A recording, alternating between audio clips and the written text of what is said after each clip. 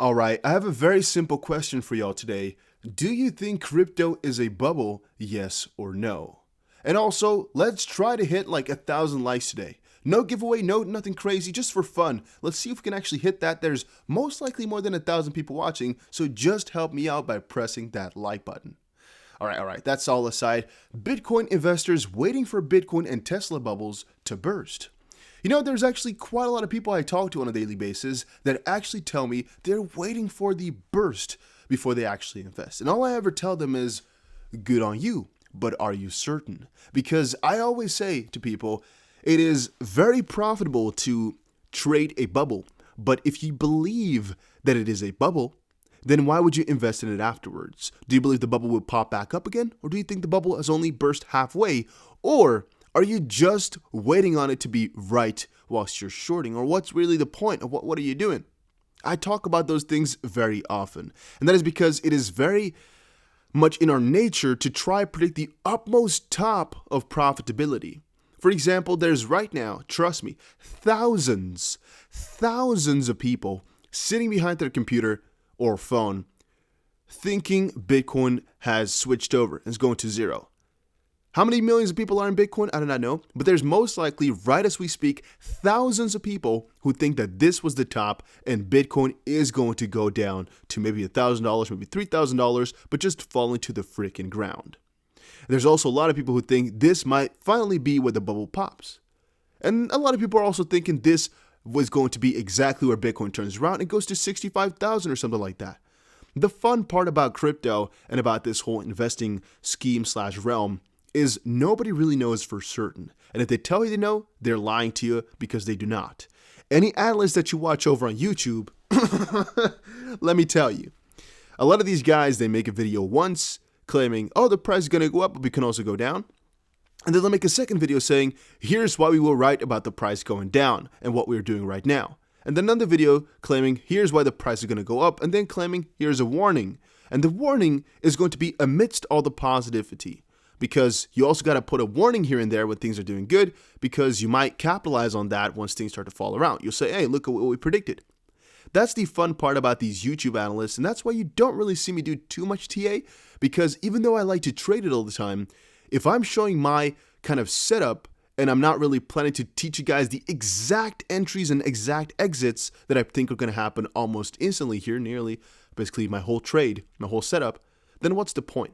Because all these technical analyses that people are doing, you can really replicate them for yourself with a lot less time and a lot less chitter chatter around it. And it will most likely still give you way more than what this guy could ever offer. So please, if you're ever thinking about just following these guys for the TA, there are a couple of good ones amongst them, all right? Don't get me wrong. There are a couple of guys who really know what they're doing. They got the good setups, and they're most likely just trading it themselves and just showing to you guys what they think. They're good. But there are some guys amidst the cloud there, which is the majority of them, who are just shams. I'm not going to call any names out, but I'm just telling you guys, be wary of people like that. There's always people who say they're waiting for a bubble, but in the end, they're still potentially holders or people who just want to buy cheaper. Some people are just claiming this bubble talk because they want another opportunity to buy. Point being, don't trust all these freaking gurus in the crypto space or people who call themselves gurus. I'll never act like that, and if I do, tell me. All right, tell me. I'm never planning to be that type of guy. I just want to talk about the investments that I like. That's exactly what I'm here for, and I love it. I love every single day. I still am invested in crypto, and I don't think that will ever change. So yeah. Stephen Deep just said on Twitter, according to the European Commission's perspective, XRP is not deemed a security. Bitcoin, Ethereum, and XRP are defined as digital representation of value. So right now, we got UK, we got Singapore. I think we're going to get Dubai here if it's not already done. We got France. Piece by piece, the puzzle is coming together. We got Japan. I think almost all countries in a short amount of time will just accept that most of these big crypto are just definitely not securities, right? And even if you think they're securities from an old test perspective, if you start to relate to what they really do and how they work, you're still going to classify it as just another asset class, because these cryptocurrencies are so different than your traditional fiat, basically. Yeah, it's difficult to really point down exactly what we should call them. Are they official currencies? Are they more like commodities? well, Bitcoin's main priority is to become a commodity, basically, to become the biggest store of value like gold. In a different sense, though, it is still a currency because you can still use it for payments. It's not really like a barter system, even though tax is also regarded that way. It's more like a real currency in that sense. But then, on a different way, people are really speculating too much on it, and it's currency that's held for and by the people, even though we do not know who created it. So that's again where things could become a little bit more difficult. However, it's pretty positive that they, in this case, call Ripple. I think that's pretty stupid, but all right. They call Ripple here not a security, talking about XRP. All right, and this is what I talked about a little bit earlier when I said that I do not want to comment on the whole POTUS situation just quite yet, as there's just a lot of stuff that's happening right as we speak. So Brad just tweeted out, day one priorities for POTUS, check. It is breaking news. President Biden recommitted the U.S. to the Paris Climate Agreement, the international accord designed to avert catastrophic global warming. And the point for this one is mostly that Ripple has posted a couple of reports explaining why they are so excited to really be better than Bitcoin in this whole climate ordeal, right? So I think that's why he's also excited to share this type of stuff, and also because they've explained publicly why whatever president there is, they'll always be thankful, basically, or working with them and really hoping to stay within the U.S. And maybe it's also just kiss his ass a little bit. Maybe he'll do something good for you. I do not know. However, it's an interesting situation, right? About what exactly he can change in the next couple of hours to really mess up the markets. So I'm really wondering on that. Again, that's why I'm staying a little bit quiet on it for right now. Okay, this article apparently is paid. It said Biden's plans for payday loans and crypto take shape. Well, we can actually read a part of it, but let's just skip it then. I'm not going to pay for articles like that, even though I guess it's a tax-deductible expense, right? Maybe I should just sign up to all these things which you guys do not want to buy. But I do not know. I just always think if it really have to pay for it in this sense, it most likely is a sham somewhere. If these articles are paid, that is, right? If they're not taken up with just ads, yeah, I just don't really like them. Maybe that's an ignorant view of mine, though, because you can also pay for a research paper or for another newspaper in your delivered to your house, and it wouldn't really be weird. I do not know. All right, whales, let's see this one. Whales depositing Bitcoin to exchanges, another pump expected before a bigger flush. I was just following Whale Alert over on Twitter, and I saw a couple of huge guys actually send some Bitcoin to Coinbase, for example. A huge amount has been moved. One fun thing I came up with was this guy wanted to just quickly transfer his Bitcoins to XRP, but he was too late, unfortunately. And another couple of people are saying, guys, come on. I want to tell you guys a story, but I really shouldn't. The fun part about this one is as well, people will always make so much drama out of this, right?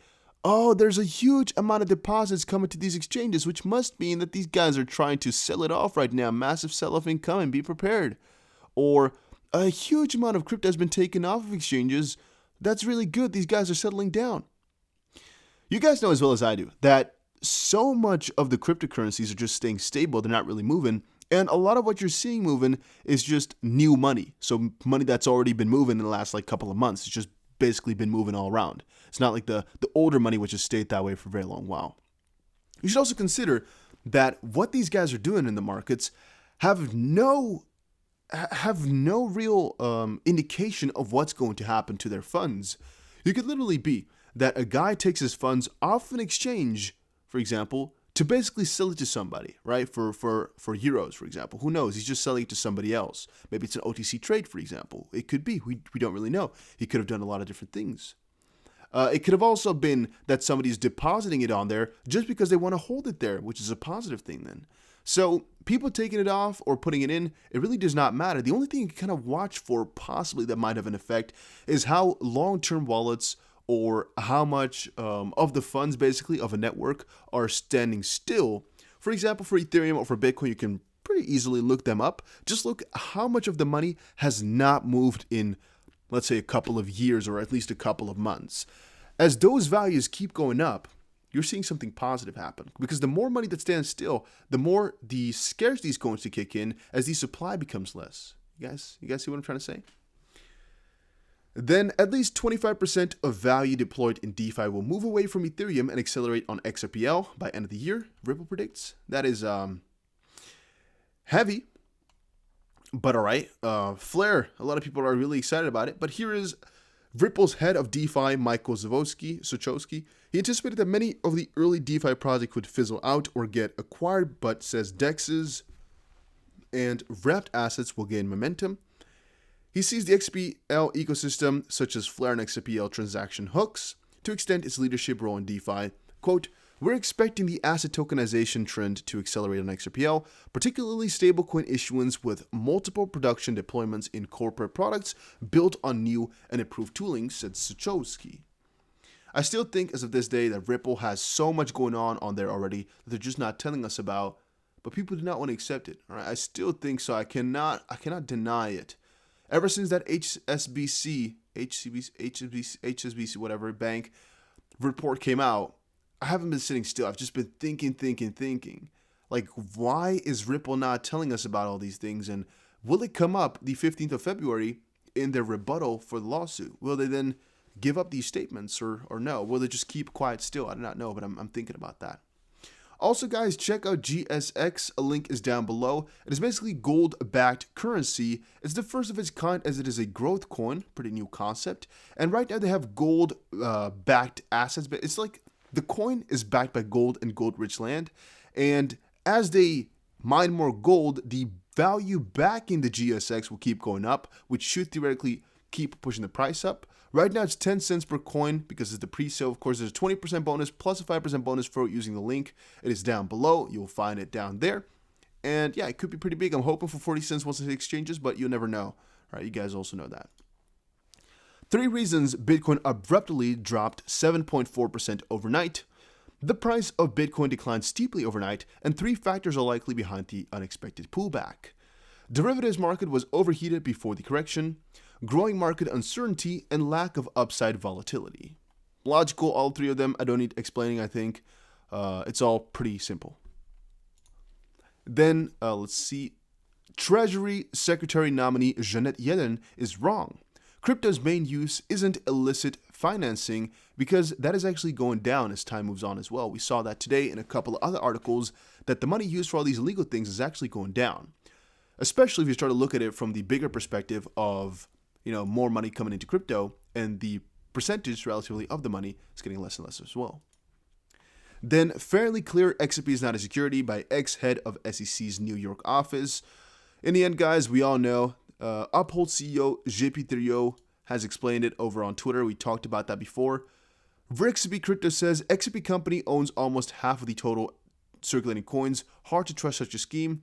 Peter Brand said XRP would have been declared a security if the SEC understood cryptos. This is a classic case of a market being manipulated by a bag holder. I still think, guys, that this is all just stupid, but it will figure itself out and we'll know very shortly here in 1 month. Russian exchange Livecoin shuts down after hack. I thought this was already a little bit older because they got hacked a little bit earlier. I do not remember exactly when. The price of cryptos moved to the freaking moon, and all of a sudden now they have to shut down because, according to details released about the hack, the hackers modified the Bitcoin price to be $300,000 rather than $24,000, which really messed them up. And XRP went to like $80 or so per coin, some crazy stuff. However, I've never used that exchange, so I don't really care. It's just maybe annoying for a couple of you guys that were using it. And buckle your seatbelts, NY Attorney General to decide on Tether in 30 days, which is another very bearish thing for crypto, possibly, but we'll see that. Bitfinex/Tether in scramble mode, we'll see in the next 30 days. At least we'll see another start of it, but let's just wait on that, and I'll come back to it. Hopefully you guys enjoyed this video. If you did, make sure you press the like button and subscribe, and I'll see you guys again in another one. Let me know what coin you'd like me to talk about next, and take care, everybody.